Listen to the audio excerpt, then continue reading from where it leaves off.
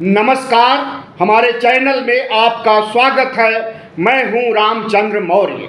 साथियों, आपसे अपील है कि हमारे चैनल को सब्सक्राइब कर लीजिए और सामने की घंटी को जरूर दबाइए ताकि विश्लेषण वाला जो वीडियो हम अपलोड करें वह तुरंत आपको मिल जाए। आज हम चर्चा करेंगे कि संविधान का हत्यारा कौन है। भारतीय जनता पार्टी है, आरएसएस है, संपूर्ण भगवा गैंग है या फिर कांग्रेस और इंडिया गठबंधन है।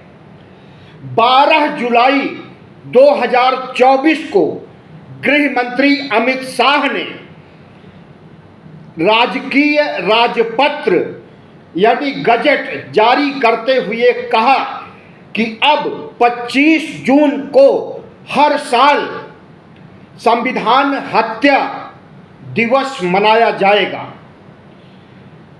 उनका यह कथन और अधिसूचना जारी करना विवादों के घेरे में रहा और कांग्रेस, इंडिया गठबंधन तथा पूरे विपक्ष ने इसकी कटु आलोचना की।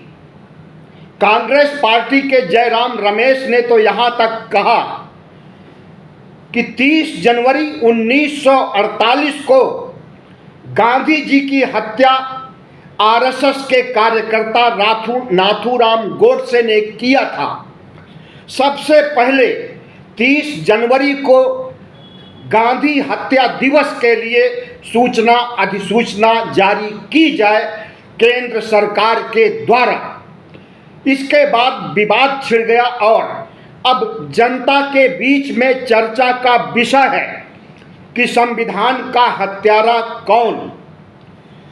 इस कड़ी में अगर हम देखते हैं तो कांग्रेस पार्टी को भारतीय जनता पार्टी संविधान का हत्यारा ठहरा रही है और कह रही है कि 25 जून 1975 को तत्कालीन प्रधानमंत्री श्रीमती इंदिरा गांधी ने रात 12 बजे इमरजेंसी की घोषणा की थी और उसके बाद तमाम राजनीतिक कार्यकर्ताओं, नेताओं को की गिरफ्तारी की गई, प्रेस पर पाबंदी लगा दी गई और सरकारी तंत्र का आतंक चलता रहा पूरे 1.5 साल तक।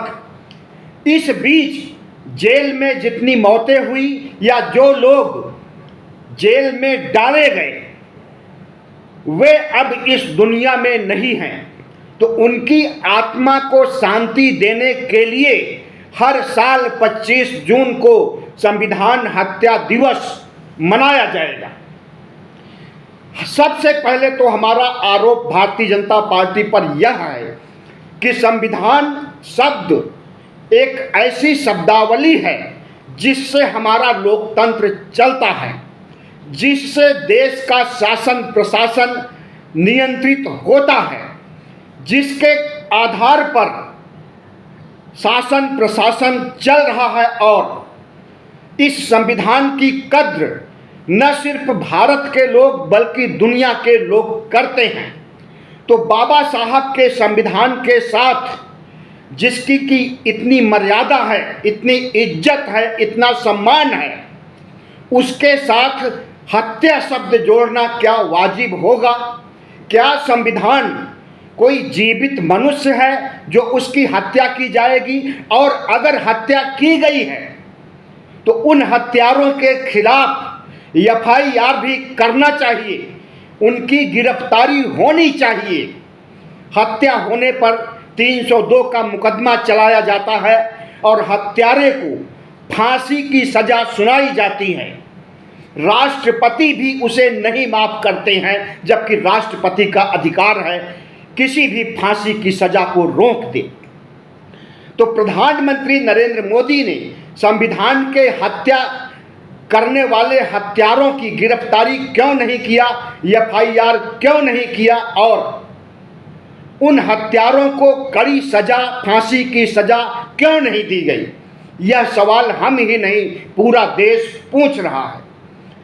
तो 12 जुलाई 2024 को जारी हुए अधिसूचना राजकीय आदेश से यही साबित होता है कि भारतीय जनता पार्टी संविधान के मुद्दे पर चुनाव में बुरी तरह से हारी है। खास करके उत्तर प्रदेश में, जहां पर उसकी 62 सीटें थी 2019 में। 2024 के चुनाव में संविधान का मुद्दा हावी होने के बाद उसे सिर्फ 33 सीटें मिलती हैं। लगभग आधी सीटें गायब हो जाती हैं। संविधान के बारे में जो बयान जारी किया था भारतीय जनता पार्टी के तमाम नेताओं ने, उनके बयान के बाद इंडिया गठबंधन और कांग्रेस तमाम पार्टियों ने इसे लपक लिया और प्रधानमंत्री नरेंद्र मोदी भारतीय जनता पार्टी के खिलाफ प्रचार किया कि ये लोग तो 400 पार करने के बाद संविधान को ही खत्म कर देंगे, संविधान को बदल देंगे, मनुस्मृति को लागू कर देंगे। और इसका परिणाम यह हुआ कि भारतीय जनता पार्टी की हार हुई और इसी हार को पचा न पाने के कारण अमित शाह ने संविधान हत्या दिवस का प्रावधान किया और इसे राष्ट्रीय स्तर पर 25 जून को मनाने के लिए प्रेरित किया। प्रधानमंत्री नरेंद्र मोदी को राज करते हुए 10 साल बीत चुके हैं। इन 10 सालों में संविधान का उल्लंघन जितना हुआ है और जितना आपातकाल जैसी स्थिति रही है, अघोषित आपातकाल की स्थिति इन 10 सालों में देखने को तब मिली है जब संसद से लगभग 150 सांसदों को की छुट्टी कर दी जाती है, या तो उन्हें बर्खास्त कर दिया जाता है या उन्हें सस्पेंड कर दिया जाता है। इसी तरह से प्रधानमंत्री नरेंद्र मोदी की तमाम विकास की नीतियां और नोटबंदी, जीएसटी, यह सब भी संविधान विरोधी गतिविधियों में आता है। जिस तरह के जुमले, भाषण और झूठ को परोस करके प्रधानमंत्री नरेंद्र मोदी 2014-2019 में जीत हासिल किए थे, क्या वह संविधान विरोधी नहीं है? प्रधानमंत्री नरेंद्र मोदी ने जिस तरह से अडानी, अंबानी सहित तमाम कारपोरेट को 16 लाख करोड़ से अधिक धन मुहैया कराया और उनके कर्ज माफ किए, क्या यह संविधान विरोधी नहीं है? प्रधानमंत्री नरेंद्र मोदी ने जिस तरह से ओबीसी आरक्षण को न देने के लिए ओबीसी की जनगणना तक कराने से इनकार कर चुके हैं, क्या यह संविधान विरोधी नहीं है? आरएसएस, जो कि संविधान बनने के समय ही नवंबर 1950 में घोषणा किया था कि हम संविधान को नहीं मानते हैं, यह इस संविधान में मनुस्मृति से कुछ भी नहीं लिया गया है, मनुस्मृति से पर आधारित नहीं है, इसलिए हम इस संविधान को नहीं मानेंगे। और उसके बाद संविधान की प्रतियां भी जलाई गई थी आरएसएस के द्वारा, जनसंघ के द्वारा। तो भारतीय जनता पार्टी किस बिना पर कहती है कि वह संविधान की रक्षक है, वह लोकतंत्र की रक्षक है, और जिन्होंने संविधान की हत्या 25 जून को किया था, 25 जून 1975 को जिन्होंने संविधान की हत्या किया था इमरजेंसी लागू करके, उनसे बदला चुकाने के लिए, हिसाब चुकता करने के लिए प्रधानमंत्री नरेंद्र मोदी और गृह मंत्री शाह अगर संविधान के साथ हत्या शब्द जोड़ करके संविधान का अपमान कर रहे हैं, डॉक्टर भीमराव अंबेडकर का अपमान कर रहे हैं और इस देश के दलित पिछड़े तबकों का भी अपमान कर रहे हैं। प्रधानमंत्री नरेंद्र मोदी के राज में कितने मानवाधिकार कार्यकर्ताओं को जेल में ठूंसा गया।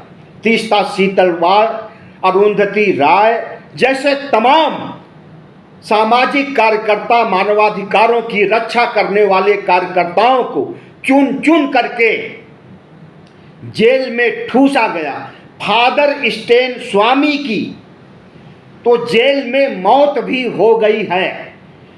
तो प्रधानमंत्री नरेंद्र मोदी ने जिस तरह से मानवाधिकारों का उल्लंघन किया है, संविधान का उल्लंघन किया है और इस देश के संविधान को खत्म करने की नियति पाल रखी है, इस देश के लोकतंत्र को खत्म करने की जो कवायद चल रही है, लोकतंत्र के 4 स्तंभ होते हैं, व्यवस्थापिका, कार्यपालिका, न्यायपालिका और मीडिया। मीडिया को तो इन्होंने कारपोरेट के हवाले करके खरीद ही लिया है। राष्ट्रीय मीडिया आज ही नहीं बल्कि 2014 से जब से मोदी राज आया है तभी से निष्पक्ष नहीं रह गई है।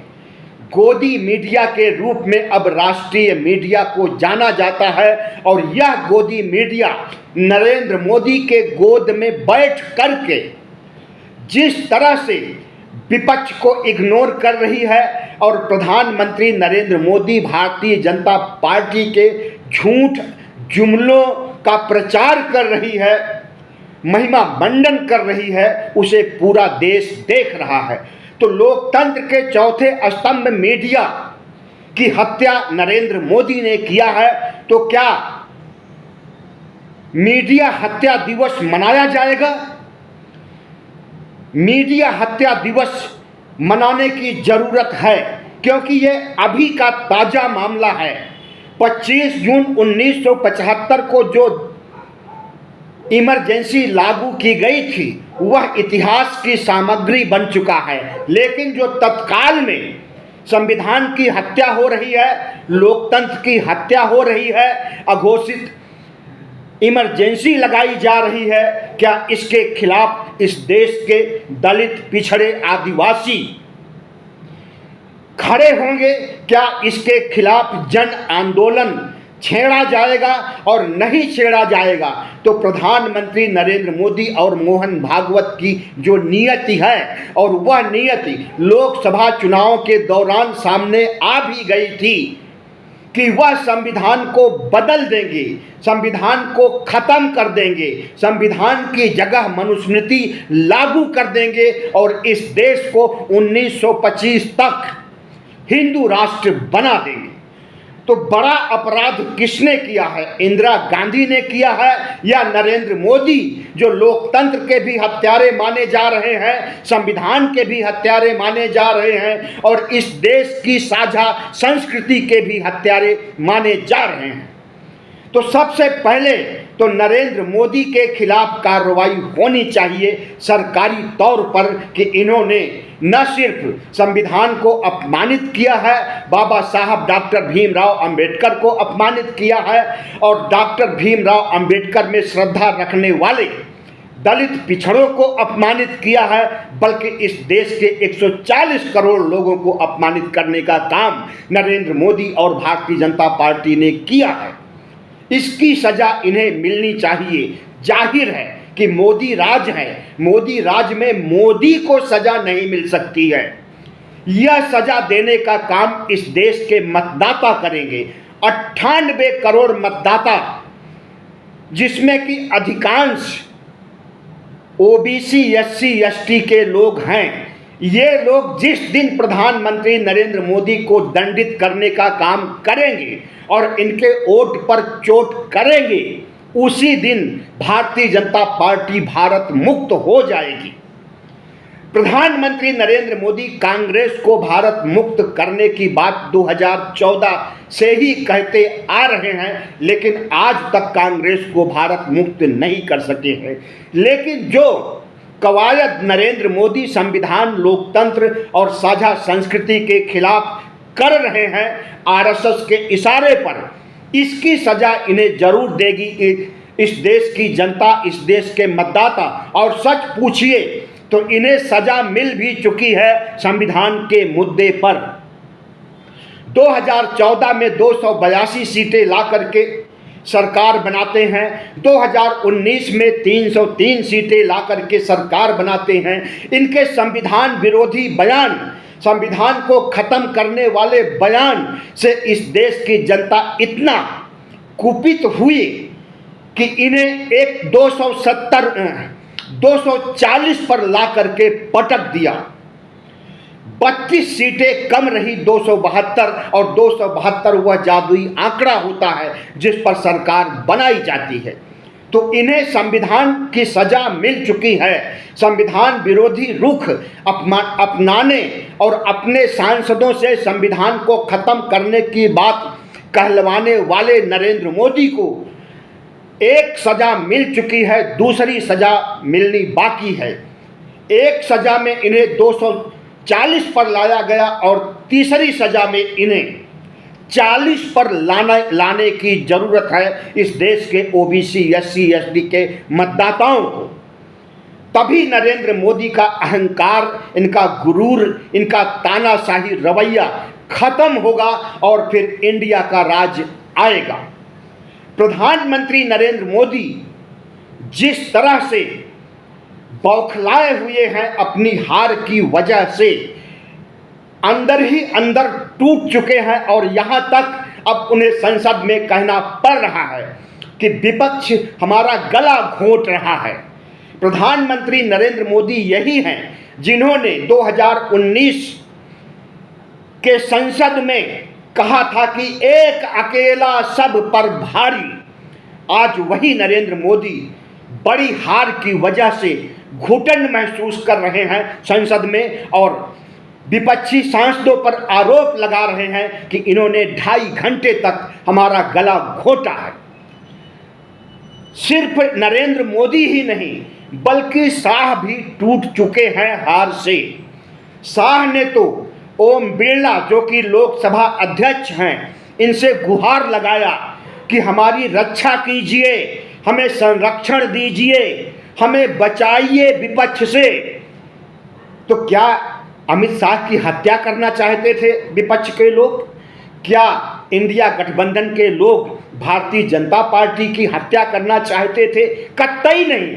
लेकिन अभी कुछ दिनों पहले जिस तरह से भारतीय जनता पार्टी ने आरोप लगाया कांग्रेस और इंडिया गठबंधन पर कि प्रधानमंत्री नरेंद्र मोदी की हत्या करना चाहते हैं राहुल गांधी, आज तक ऐसा आरोप आज़ादी के बाद से 1952 जब से चुनाव हो रहा है उसके बाद से किसी प्रधानमंत्री पर किसी ने मार डालने या हत्या करने का आरोप न लगाया है, और न इस तरह का कोई किसी ने बयान दिया है, और न हत्या का कोई प्रयास किया गया है विपक्ष के द्वारा। तो इस हार से बौखलाए हुए नरेंद्र मोदी और भारतीय जनता पार्टी के लोग जिस तरह से कांग्रेस पर झूठा आरोप लगा रहे हैं कि नरेंद्र मोदी की हत्या करना चाहते हैं राहुल गांधी और इंडिया गठबंधन के लोग, तो इसकी कड़ी आलोचना होनी चाहिए जनता के बीच में। राहुल गांधी एक कद्दावर नेता के रूप में उभरे हैं, और अब तो तमाम आंकड़े भी साबित करने लगे हैं कि राहुल गांधी की लोकप्रियता इस देश में नरेंद्र मोदी से अधिक हो गई है। चुनाव के दौरान जब उत्तर प्रदेश में जहां इनकी बड़ी हार हुई है वहां पर CSDS ने एक सर्वे किया था, तो उसमें पता चला कि उत्तर प्रदेश की 32%, सिर्फ 32% जनता नरेंद्र मोदी को अगले प्रधानमंत्री के रूप में देखना चाहती है। राहुल गांधी को 36% उत्तर प्रदेश की जनता ने कहा कि इन्हें प्रधानमंत्री बनना चाहिए। इसी तरह से और तमाम आंकड़े हैं, YouTube पर के आंकड़े हैं, संसद टीवी के आंकड़े हैं, जिसमें देखा गया है कि प्रधानमंत्री नरेंद्र मोदी से कई गुना ज़्यादा व्यूअर राहुल गांधी के हैं। राहुल गांधी के भाषणों पर जितने व्यूअर इकट्ठा होते हैं उसके आधा भी नरेंद्र मोदी के व्यूअर नहीं होते हैं, उनके भाषणों को सुनने वाले लोग नहीं होते। और राहुल गांधी जिस तरह से भारत जोड़ो यात्रा के बाद शक्तिशाली होते गए हैं और अब विपक्ष के नेता के रूप में प्रधानमंत्री नरेंद्र मोदी को टक्कर दे रहे हैं और विपक्ष के नेता के रूप में जो भूमिका वो निभा रहे हैं, किसानों के हक की बात, बेरोजगारों के हक की बात, महंगाई के खिलाफ जिस तरह से वह सड़क से संसद तक भारतीय जनता पार्टी के खिलाफ कोहराम मचाए हुए हैं, इसे इस देश की जनता देख रही है और नरेंद्र मोदी, अमित शाह बैकफुट पर आ गए हैं। यही वजह है कि राहुल गांधी पर हत्या का भी आरोप लगा करके जनता के बीच सहानुभूति पैदा करना चाहती है भारतीय जनता पार्टी। भारतीय जनता पार्टी की आईटी सेल जिस तरह से राहुल गांधी का कद घटाने के लिए हजारों करोड़ रुपए खर्च किया और इसके बावजूद राहुल गांधी की छवि, इनका कद्दावर स्वरूप बढ़ता गया, उससे हतप्रभ हैं नरेंद्र मोदी, मोहन भागवत, अमित शाह और भारतीय जनता पार्टी के तमाम कद्दावर नेता। प्रधानमंत्री नरेंद्र मोदी ने जिस तरह से ऑपरेशन लोटस चला करके गृह मंत्री अमित शाह के जरिए उत्तराखंड, गोवा, कर्नाटक, मध्य प्रदेश, महाराष्ट्र, तमाम राज्यों की सरकारों को गिराया, खरीदारी किया सांसदों की, विधायकों की, और खरीदारी के बाद अपनी सरकार बनाया इन राज्यों में, और इन्हीं राज्यों में आज प्रधानमंत्री नरेंद्र मोदी की बड़ी हार हो रही है। महाराष्ट्र में जिस तरह से शिवसेना को तोड़ने का काम किया, एनसीपी को तोड़ने का काम किया, तो क्या यह तोड़ फोड़, सरकार गिराने की कवायद संविधान विरोधी नहीं है? क्या यह कवायद संविधान की हत्या नहीं करती है? जिस तरह से नरेंद्र मोदी ने चुनाव के दौरान अनंत हेगड़े को आगे कर दिया कि कहो कि 400 पार सीटें दीजिए, हम संविधान बदल देंगे। ज्योति मिर्धा जो पहले कांग्रेस की नेता थी, राजस्थान की हैं, इन्होंने भी कहा कि 400 पार सीटें दीजिए, हम संविधान बदल देंगे। लल्लू सिंह जो कि अयोध्या के फैजाबाद सीट से सांसद थे, अब नहीं हैं, इन्होंने भी कहा कि 400 पार सीटें दीजिए, हम संविधान बदल देंगे। लेकिन अयोध्या और फैजाबाद की जनता ने उनके इसी बयान के आधार पर इन्हें धूल चटाने का काम किया और बुरी तरह से इनकी हार हुई। दिया कुमारी जो कि राजस्थान की उप मुख्यमंत्री हैं, इन्होंने भी कहा था कि संविधान हम बदल देंगे, 400 पार सीटें दीजिए। इसी तरह से अरुण गोविल और तमाम भारतीय जनता पार्टी के नेता और प्रवक्ता हैं जिन्होंने कहा था कि हम संविधान को बदल देंगे। तो संविधान को बदलने वाले, मनुस्मृति को लागू करने वाले संविधान के हत्यारे होते हैं या विशेष परिस्थितियों में 1975 में इमरजेंसी को लागू करने वाले संविधान के हत्यारे होते हैं।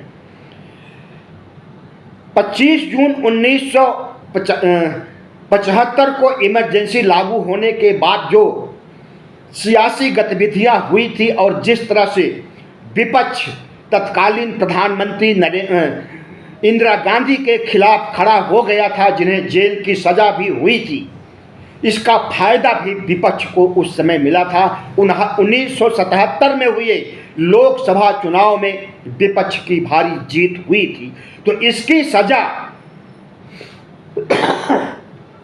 इमरजेंसी लागू करने की सजा उसी समय इंदिरा गांधी को मिल गई थी।